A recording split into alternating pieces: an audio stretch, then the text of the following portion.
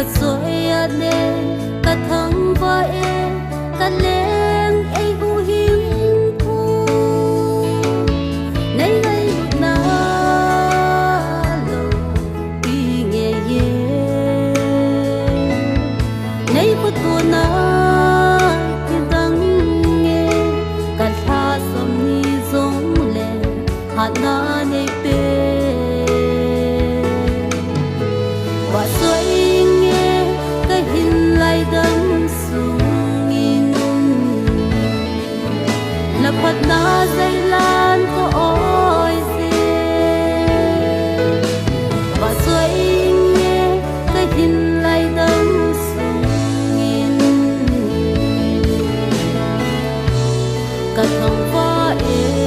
ô bờ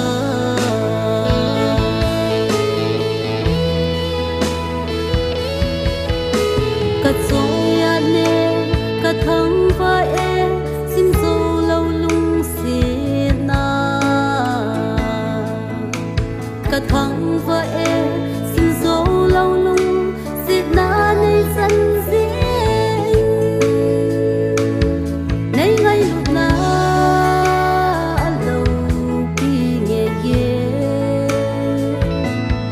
nay có tua na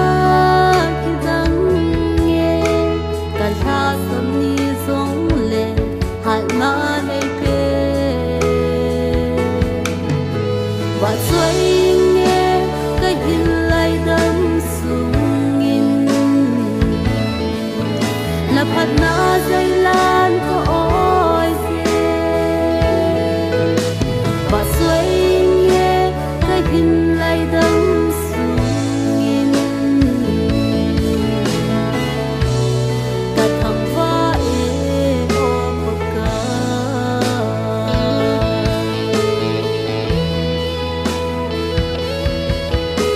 cặp hoa đôi lai hình phố đây pe đây man vợ chơi in nghe